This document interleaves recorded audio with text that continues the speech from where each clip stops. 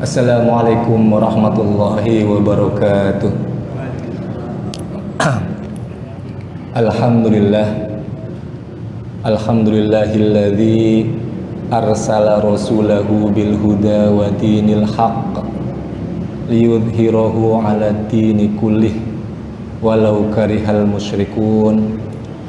Wassalatu wassalamu ala habibina al-mustafa Muhammadin sallallahu alaihi wa alihi wasallam wa ala ashabihi ahli sidqi wal wafa. Allahumma anfa'na bima 'allamtana wa 'allimna ma yanfa'una wa zidna ilma. Rabbi shrah li sadri wa yassir li amri wahlul 'uqdatam min lisani yafqahu qawli. Amma ba'du. Alhamdulillah, marilah kita senantiasa memanjatkan rasa syukur kita kepada Allah Subhanahu wa ta'ala. Kita bersyukur atas limpahan rahmat karunia, anugerah, dan tentunya nikmat yang kita rasakan hingga detik ini. Saat ini kita dalam kondisi sehat walafiat. Artinya kesehatan yang kita dapatkan, yang kita rasakan, yang merupakan anugerah nikmat dari Allah Subhanahu wa ta'ala itu sehatnya walafiat. Sehat yang kita gunakan untuk beramal soleh, bukan sehat wal maksiat, bukan sehat yang justru kebalikannya untuk bermaksiat. Naudzubillahi min dzalik. Karena tidak sedikit di antara mungkin saudara kita sama muslim yang mereka diberikan nikmat sehat, tapi justru nikmatnya untuk maksiat, bukan untuk taat.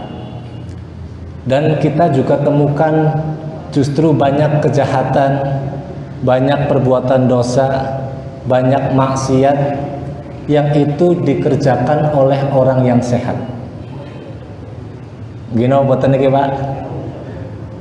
Yang biasanya merampok ataupun berzina ataupun kejahatan yang lainnya itu biasanya orang yang sehat atau orang yang sakit.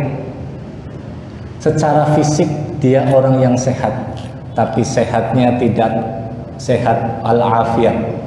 Artinya justru sehatnya menjadikan dia bermaksiat. Naudzubillahi min dzalik. Maka kita bersyukur kepada Allah. Allah berikan kita petunjuk hidayah sehingga dimudahkan langkah kaki kita menuju ke masjid ini.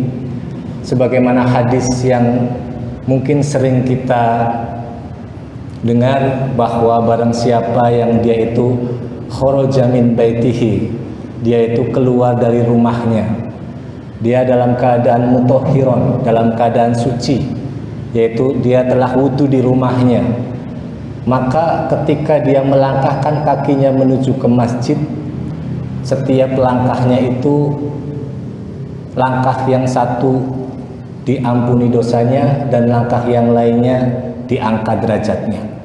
Maka kita bersyukur kepada Allah atas nikmat petunjuk ini. Kita diberikan kemudahan, kekuatan oleh Allah melaksanakan salah satu amalan sunnah dan juga amalan wajib, yaitu thalabul ilmi. Salawat serta salam semoga tetap terlimpah tercurah kepada baginda Nabi Muhammad sallallahu alaihi wasallam, khatamul anbiya'i wal mursalin, penutup para nabi dan para rasul yang tidak ada nabi setelahnya. Semoga kita semua bisa diberikan juga kekuatan dan kemudahan, kemampuan oleh Allah agar bisa mengikuti jejak langkah beliau, sehingga Allah berkenan dengan izinnya memberikan syafaat Nabi Muhammad SAW kepada kita semua kelak di yaumil qiyamah. Saya di sini sebagai badil gitu ya, sebagai banserep bahasanya gitu ya, mewakili Ustadz Nasr karena beliau berhalangan. Semoga bisa sharing, sama-sama belajar berkaitan dengan hal-hal yang mungkin bermanfaat tentang agama kita, dan semoga kita bisa mengamalkannya dalam kehidupan sehari-hari. Di era zaman ini di zaman yang luar biasa kemajuan teknologi yang begitu pesat, yang luar biasa kita rasakan, zaman yang dengan istilah globalisasi atau distorsi atau apapun itu ya, kita sebagai muslim itu semakin butuh akan sosok yang mana sosok itu yang sempurna dan jelas kebaikannya, jelas keluhurannya, jelas budi pekertinya. Dan sosok tersebut tidak lain adalah Nabi kita Nabi Muhammad Sallallahu Alaihi Wasallam. Tidak ada yang lebih baik dari beliau dalam hal ini manusia. Maka kita perlu menghadirkan kembali di mana kita berjarak yang sangat jauh dengan beliau, tetapi beliau menjadi sosok yang sudah seharusnya kita sebagai muslim itu mengikuti jejak langkah beliau, karena beliau sebagai sosok yang diakui bukan oleh manusia saja, bukan oleh orang muslim saja, tapi juga oleh orang non-muslim tentang keluhuran budinya. Dan yang lebih spesial lagi adalah beliau adalah sosok yang mana beliau itu diakui, dilegitimasi, dan ditegaskan secara jelas dan terang di dalam Al-Quran oleh pencipta kita semua. Jadi tidak main-main sosok yang kita agung-agungkan atau yang kita idolakan ini adalah sosok yang benar-benar harus kita pelajari, harus kita teladani, sehingga dengan demikian kita berhak atau layak kelak di yaumil qiyamah mendapatkan syafaat dari beliau. Karena almar'u ma'aman ahabba, seseorang akan bersama dengan orang yang dia cintai. Bagaimana mungkin ketika kita tidak mencintai Rasulullah, kok kita berharap kelak di yaumil qiyamah bertemu berjumpa dengan Rasulullah? Maka kita perlu untuk mengetahui, dan sebagai awal kita adalah bagaimana penegasan Allah terhadap sosok yang mulia ini. Dalam Al-Quran surat Al-Ahzab ayat 21 itu sangat jelas Allah Subhanahu wa taala berfirman, A'udzubillahi minasyaitonirrajim, Bismillahirrahmanirrahim, laqad kana lakum fi rasulillahi uswatun hasanah. Dalam bahasa Arab itu ketika ada la dan juga qad yang diikuti oleh fi'il madi, maka artinya sungguh-sungguh. Qad saja kalau sudah diikuti fi'il madi itu sungguh-sungguh, apalagi ditambah la, artinya penegasan ini begitu tegas Allah sampaikan dalam Al-Quran, laqad kana lakum fi rasulillah, sungguh sangat sudah ada di dalam diri Rasulullah itu uswatun hasanah. Maka tidak diragukan lagi, ini yang menegaskan siapa? Allah Subhanahu wa taala, khaliqu kulli syai', pencipta segala sesuatu, mudabbir, pengatur alam semesta raya.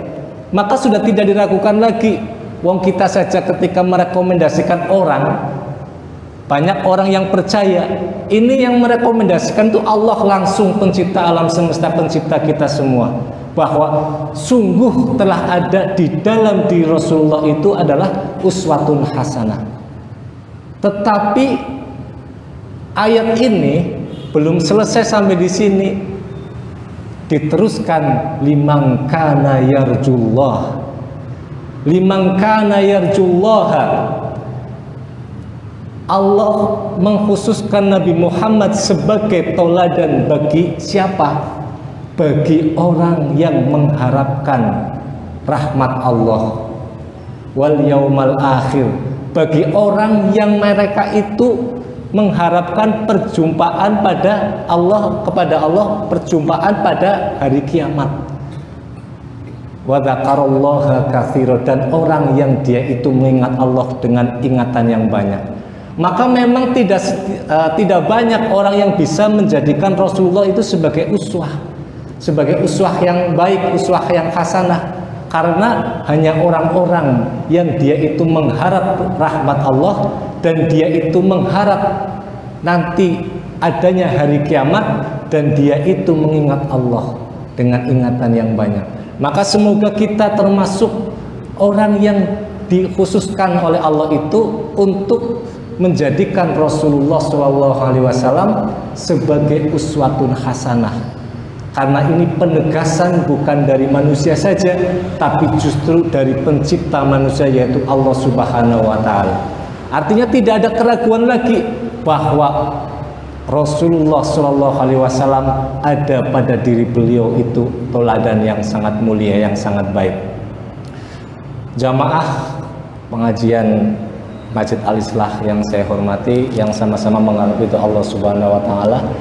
Bahkan di dalam ayat yang lain Allah Subhanahu wa Ta'ala itu menjadikan syarat. Jadi syarat seseorang dikatakan dia itu mencintai Allah, dia itu harus melewati mencintai Rasulullah. Dalam sebuah ayat, dalam surat Ali Imran ayat 31, Allah Subhanahu wa Ta'ala berfirman, A'udzubillahi minasyaitonirrajim, qul, katakanlah wahai Muhammad, in kuntum tuhibbunallah. Nabi Muhammad diperintah oleh Allah untuk mengatakan kepada para manusia, kepada umatnya, in kuntum tuhibbunallah, jika kalian itu cinta kepada Allah, fattabi'uni, maka ikutilah aku. Artinya orang yang mencintai Allah prasyaratnya adalah mengikuti Rasulullah. Maka tidak mungkin akan sampai seorang mahabbatullah, cinta kepada Allah itu, sampai dia itu mengikuti Rasulullah SAW. Apa jaminannya? Yuhibbukumullah. Ketika seseorang sudah melewati Rasulullah atau mengikuti jejak langkah kehidupan Rasulullah, maka baru dia itu mendapatkan cinta kepada Allah dan mendapatkan cintanya Allah. Yuhibbukumullah, pasti Allah akan mencintai kalian. Wa yaghfir lakum dunubakum, dan Allah akan mengampuni dosa-dosa kalian. Di sini ketika Allah sampaikan wa yaghfir lakum dunubakum, Allah mengampuni dosa-dosa kalian, maka dia akan kembali suci. Seseorang yang telah diampuni oleh Allah berarti dia itu bersih. Ketika seorang telah bersih, maka tidak ada jaminan kecuali baginya surga. Maka syarat untuk mencintai Allah adalah mengikuti Rasulullah. Begitu luar biasanya Rasulullah ini sehingga menjadi syarat untuk kita bisa dikatakan mencintai Allah Subhanahu wa Ta'ala. Jamaah rahimani wa rahimakumullah, sekali lagi penegasan dari Allah Subhanahu wa Ta'ala. Di dalam Al-Quran Allah sebutkan ayat yang sangat ringkas, surat Al-Qalam. Ini mungkin sudah kita hafal semuanya. A'udzubillahi minasyaitonirrajim. Dalam surat Al-Qalam ayat 4 ya, itu disebutkan wa innaka la'ala khuluqin azim, dan sungguhnya engkau Muhammad la'ala khuluqin azim, berada di atas akhlak yang agung. Allah setelah menegaskan, Allah juga memuji bahwa Nabi Muhammad itu berada di atas akhlak yang agung. Akhlak yang agung itu adalah agama Islam. Akhlak yang agung jauh di atas akhlak yang baik. Akhlak yang agung jauh di atas akhlak yang mulia. Kita sampai ke akhlak yang baik itu luar biasa. Naik lagi kita sampai akhlak yang mulia itu luar biasa. Rasulullah itu di atas akhlak yang baik, di atas akhlak yang mulia, yaitu akhlak yang agung. Pujian Allah kepada Rasulullah SAW. Maka akhlak yang agung ini menjadikan teladan yang cukup untuk kita semua untuk mengikuti. Biasanya kalau seseorang itu mengikuti, itu tidak bisa 100% seperti Rasulullah. Akhlak yang agung, kita mengikuti Rasulullah, ya kita tidak sampai kepada akhlak yang agung seperti Rasulullah, tapi minimal kita sampai kepada akhlak yang mulia, atau minimal lagi kita sampai kepada akhlak yang baik. Apa perbedaannya ketika itu? Mungkin kita bisa secara umum gitu ya, bisa digambarkan. Kalau ada orang disakiti atau kita disakiti, kita itu ingin membalas. dan kita tidak membalas karena tidak mampu, itu kita sudah akhlaknya baik. Karena kita dijahati, kita tidak balas berbuat jahat, itu kita sudah akhlak yang baik termasuknya.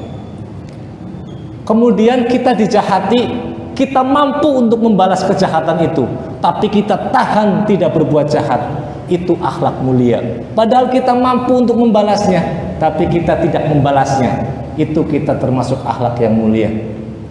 Tapi Rasulullah SAW khuluqun azimun, akhlak yang agung. Beliau dijahati, beliau dizalimi, tapi bukan kezaliman yang beliau balas, atau beliau diam, tapi justru beliau membalas dengan kebaikan. Maka banyak riwayat yang menyebutkan bahwa Rasulullah SAW ketika disakiti oleh seseorang, kemudian apa yang beliau lakukan? Ketika orang yang menyakiti sakit, maka Rasulullah SAW adalah orang yang pertama mengunjungi atau menjenguk orang yang menzalimi tersebut. Itulah kemuliaan Rasulullah SAW sebagai teladan kita semua. Kita berharap semoga kelak di yaumil qiyamah kita bisa dipertemukan dan bersama dengan Rasulullah SAW. Jamaah Masjid Al-Islah rahimani wa rahimakumullah, yang sama-sama mengharap ridho Allah, yang sama-sama mengharap rahmat dan kasih sayang dari Allah Subhanahu wa taala. Maka khuluqun azim, akhlak yang agung ini, mari kita benar-benar menjadikan beliau dan kita didik anak-anak kita supaya menjadikan beliau sebagai idola, sebagai panutan. Kita yang sudah usianya sudah banyak, kadang-kadang masih kesulitan menjadikan beliau sebagai idola kita, sebagai teladan kita. Terlebih anak-anak kita yang mungkin remaja, itu mereka tantangannya begitu luar biasa, begitu berat, sehingga tugas kita sebagai orang tua atau orang yang usianya lebih banyak, orang yang usianya lebih tua, maka mari kita bagaimana caranya supaya kita juga bersama-sama untuk mendidik mereka supaya bisa menjadikan Rasulullah SAW sebagai idola. Dan Rasulullah SAW sebagai idola kita semua, dan kita jadikan beliau sebagai idola kita. Tentunya apa yang kita idolakan, apa yang kita tiru, ini berkaitan dengan salah satu hadis Nabi Muhammad SAW. Hadis ada 3 versi, tapi pada intinya tiga-tiganya itu bermakna yang sama, bahwa dalam sebuah hadis yang diriwayatkan oleh Al-Bazzar yang sudah kita ketahui bersama, itu hadisnya berbunyi innama bu'ithtu liutammima makarimal akhlak. Sesungguhnya aku diutus itu untuk menyempurnakan kemuliaan-kemuliaan akhlak. Kalau dalam riwayat Ahmad dan Bukhari itu innama bu'ithtu liutammima sholihal akhlak. Aku diutus untuk menyempurnakan akhlak yang baik, akhlak yang soleh. Dalam riwayat lain Malik bin Anas dikatakan innama bu'ithtu liutammima husnal akhlak. Aku diutus untuk menyempurnakan akhlak yang baik. Maknanya tidak jauh berbeda. Artinya kenapa Rasulullah SAW itu secara tegas menyampaikan bahwa aku diutus untuk menyempurnakan akhlak. Bukan di situ aku diutus untuk menyempurnakan ibadah, atau lebih spesifiknya aku diutus untuk menyempurnakan sholat atau puasa atau yang lainnya. Tapi di situ Rasulullah SAW katakan aku diutus untuk menyempurnakan akhlak. Karena akhlak adalah mencakup dalam kehidupan manusia, hablum minallah wa hablum minan nas. Keduanya saling berpengaruh dalam kehidupan manusia dan juga kehidupan di dunia dan bahkan sampai kehidupan akhirat. Bagaimana seorang itu berakhlak kepada Allah, bagaimana seorang itu berakhlak bahkan kepada Rasulullah, bahkan bagaimana seorang itu berakhlak kepada sama manusia, bahkan yang bukan manusia pun. Kita itu diberikan teladan oleh Rasulullah supaya berakhlak. Bagaimana Rasulullah berakhlak kepada hewan, kepada tumbuhan, kepada alam semesta, bagaimana akhlak yang mulia, bahkan ke benda yang mati pun Rasulullah itu punya akhlak. Akhlak beliau sungguh luar biasa. Rasulullah melarang kita ketika kita berwudu mubadzir. Itu akhlak beliau terhadap air, bagaimana menjadikan air itu tidak mubadzir padahal digunakan untuk berwudu. Itu akhlak, semuanya akhlak. Makanya Rasulullah SAW diutus untuk menyempurnakan akhlak. Dan akhlak ini mencakup seluruh sisi-sisi kehidupan manusia, yang mana hubungan dengan Allah atau hablum minallah atau hablum minan nas atau hablum minal alam, hubungan antara manusia dengan Allah Subhanahu wa taala, hubungan manusia dengan manusia, dan hubungan manusia dengan alam semesta raya. Itu Rasulullah diutus untuk supaya kita bisa sempurna mengikuti jejak langkah beliau. Jamaah pengajian Masjid Al-Ikhlas yang sama-sama mengharap ridha Allah Subhanahu wa taala. Terus konkretnya itu akhlak Rasulullah itu seperti apa? Realisasi dalam kehidupan itu seperti apa? Maka izinkan saya membacakan salah satu hadis dari Sa'di bin Hisham bin Amir radhiyallahu anhu. Ketika itu beliau itu datang kepada istri beliau, salah satu istri beliau. Ataitu Aisyah radhiyallahu anha. Aku datang kepada Aisyah radhiyallahu anha. Fakultu, kemudian aku bertanya, ya ummal mukminin, wahai ibunya orang-orang yang beriman, wahai Aisyah, akhbirini bi khuluqi Rasulillah sallallahu alaihi wasallam. Wahai Aisyah ummul mukminin, kabarkanlah, beritahulah kepadaku akhlak Rasulullah sallallahu alaihi wasallam. Kemudian faqalat Aisyah radhiyallahu anha menjawab, kana khuluquhul Quran, rawahu Ahmad. Adalah akhlak Nabi Muhammad sallallahu alaihi wasallam yaitu Al-Qur'an. Akhlak beliau adalah Al-Qur'an. Di situ diartikan oleh ulama bahwa yang dimaksud dengan akhlak beliau adalah Al-Quran, yaitu beliau termasuk orang yang kana mutamassikan bil Quran. Beliau adalah orang sosok yang memegang erat Al-Quran, wa bi adabihi, dan adab-adab yang ada di dalam Al-Quran, wa awamirihi, dan perintah-perintah yang ada di dalam Al-Quran, wa nawahihi, dan larangan-larangan yang ada di dalam Al-Quran. Maka Rasulullah SAW adalah cerminan Al-Quran yang hidup, cerminan Al-Quran yang ada dalam diri manusia. Maka ketika kita mengatakan siapa orang yang paling baik ketika kita bicara masalah sholat, maka Rasulullah orang yang paling baik sholatnya. Ketika kita bicara siapakah orang yang paling imannya paling teguh, paling kuat, paling luar biasa, maka tidak ada lain adalah Rasulullah SAW, orang yang paling teguh dan kuat imannya. Ketika Al-Quran berbicara masalah puasa, zakat, beliau orang yang paling pertama dan sempurna dalam pengamalannya.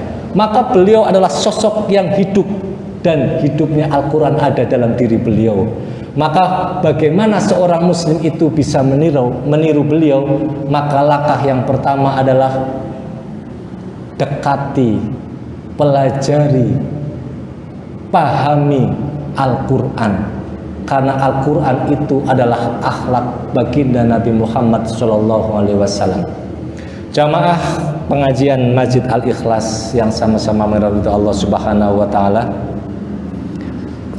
setidaknya ada 3 cara atau 3 strategi yang bisa kita sama-sama lakukan, yang bisa kita sama-sama kerjakan. Ini biasanya di bulan Rabiul Awal itu banyak pengajian yang membahas tentang sirah Nabi Muhammad SAW. Materi yang dibahas baik karena mempelajari tentang pribadi atau akhlak beliau. Maka kita setidaknya ada 3 strategi atau 3 cara bagaimana kita bisa meneladani Nabi kita Nabi Muhammad SAW. Yang pertama adalah mari kita sama-sama al-ma'rifah bisiratin Nabi Muhammad sallallahu alaihi wasallam. Yang pertama adalah mari kita mengenal, mari kita mempelajari, mari kita mengetahui bagaimana perjalanan hidup Nabi Muhammad sallallahu alaihi wasallam. Bagaimana mungkin kita akan meneladani beliau, mempraktekkan ajaran beliau, baik mempraktekkan ucapan beliau, mempraktekkan kehidupan atau tindakan beliau, atau mempraktekkan takrir ketetapan beliau, kalau kita tidak mengenal, mempelajari sirah Nabi Muhammad SAW. Maka mari kita terus untuk mempelajari. Bagaimana caranya? Sangat banyak. Sangat banyak. Kita diberikan, alhamdulillah masih diberikan 2 mata. Yang mata ini kita bisa gunakan untuk membaca. Sekarang banyak puluhan, bahkan ratusan buku-buku yang membahas Nabi Muhammad SAW. Banyak sekali dan sudah diterjemahkan ke dalam bahasa Indonesia. Mari kita buka buku itu. Buku tersebut mari kita baca. Ada Ar-Rahiq Al-Mahtum, ada Sirah Nabi, sejarah Nabi Muhammad, ada yang karya Ibnu Katsir, ada yang karya Mubarak Furi itu Ar-Rahiq Al-Mahtum. Ada buku yang tidak terlalu tebal, Asy-Syama'il Al-Muhammadiyah. Ini buku tidak terlalu tebal, tapi isinya Masya Allah, akhlak dan kepribadian Rasulullah SAW. Di situ tidak hanya dibahas tentang perilaku Nabi, kehidupan seharian Nabi, tapi juga dibahas tentang seperti apa itu fisik Nabi. Di situ diterangkan karya Imam Tirmidzi, bahkan bagaimana jalan Nabi, bagaimana ketika Nabi bicara, subhanallah. Di situ kita baca, kita renungi, kita resapi, oh seperti ini ternyata Nabi. Meskipun buku itu tidak bisa menggambarkan sepenuhnya, karena saking mulianya Nabi kita Nabi Muhammad SAW, setidaknya kita mengenal. Atau kalau kita mungkin sudah berat untuk membaca, maka kita datangi majelis-majelis taklim. Banyak di sini majelis taklim, di masjid-masjid yang besar di Purwokerto itu banyak majelis taklim membahas tentang kepribadian akhlak Nabi Muhammad SAW.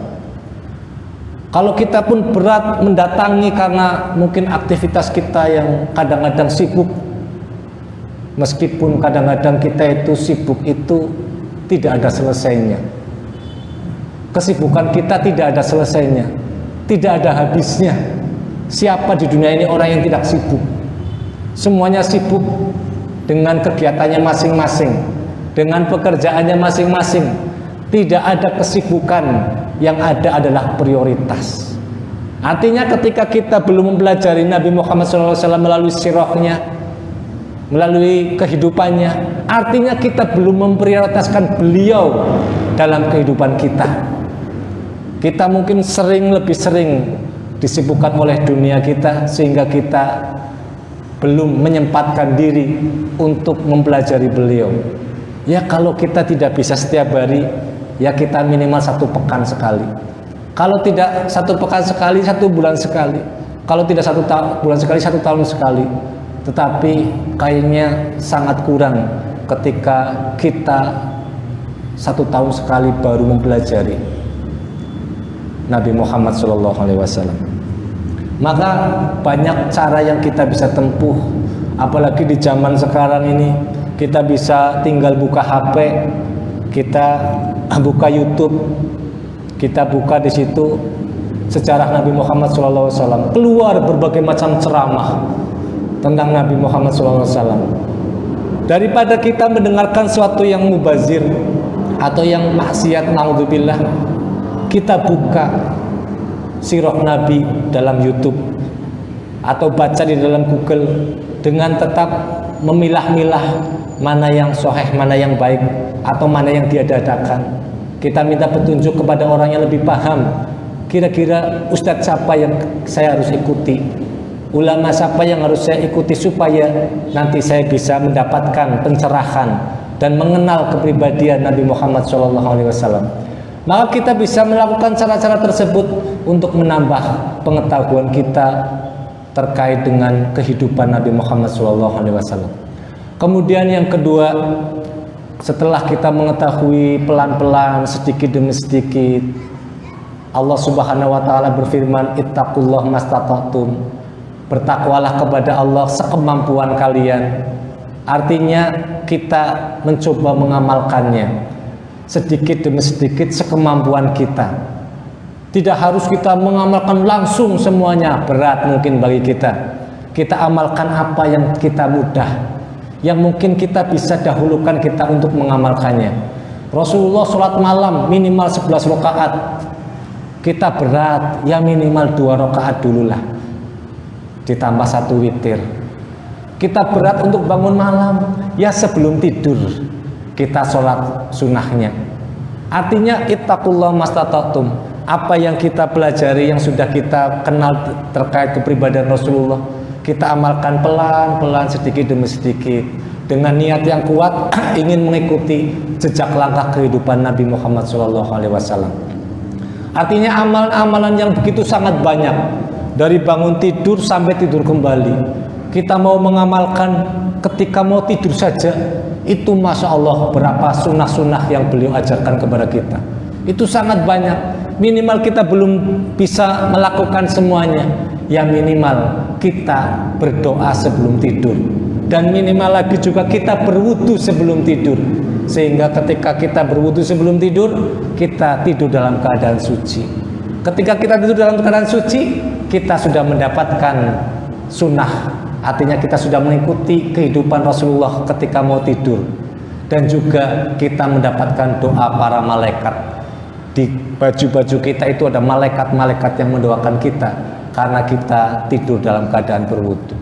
Banyak amalan-amalan yang ketika kita ingin mengikuti kemudian kita berat karena saking banyaknya, maka mulailah dari yang sederhana, yang mungkin kita bisa kerjakan, yang mungkin kita bisa lakukan, dan saat ini tanpa menunggu-nunggu. Kalau bukan sekarang, kapan lagi? Dan kalau bukan kita, siapa lagi yang akan memulai?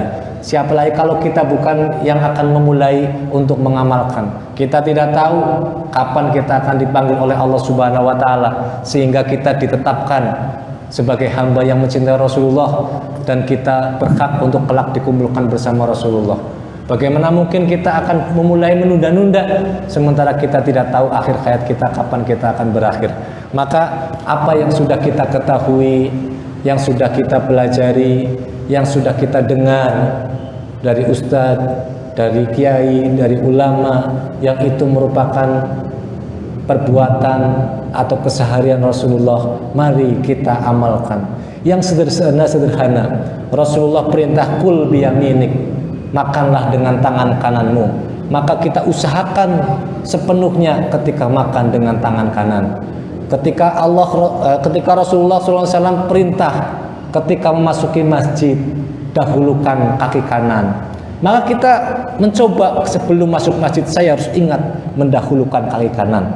Ketika keluar mendahulukan kaki kiri, saya coba bismillah ittiba'ur rasul, saya mengikuti Rasulullah, keluar dengan kaki kiri. Mau masuk kamar mandi, WC, kita mulai dengan kaki kiri dan kita keluar dengan kaki kanan. Kita niatkan ini ittiba'ur rasul, saya mengikuti Rasul, meskipun kelihatan sederhana, tapi ketika Allah ridho, bisa jadi amalan kecil itu yang bisa menjadikan Allah cinta kepada kita, kita mendapatkan cintanya Allah Subhanahu wa taala karena mengikuti Rasulullah sallallahu alaihi wasallam.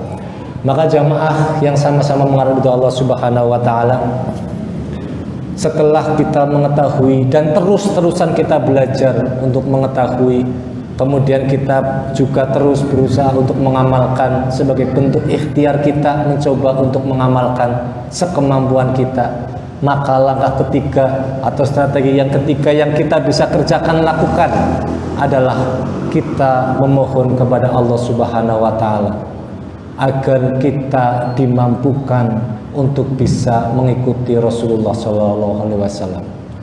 Ilmu itu penting, tapi hidayah Allah jauh lebih penting. Berapa banyak orang yang diberikan oleh Allah ilmu tapi tidak diberikan oleh Allah hidayah. Berapa banyak orang yang ditambahkan oleh Allah ilmu yang banyak tapi dia tidak bertambah hidayahnya. Man yasdad ilman walam yasdad hudan walam yasdad minallah illa bu'dan. Barang siapa yang dia itu bertambah ilmunya tapi tidak bertambah petunjuknya, maka tidak bertambah di sisi Allah kecuali semakin jauh dari Allah Subhanahu wa taala. Maka ilmu yang kita pelajari, yang kita amalkan, maka terus kita memohon kepada Allah untuk kita diberikan kemampuan untuk mengikuti Rasulullah SAW.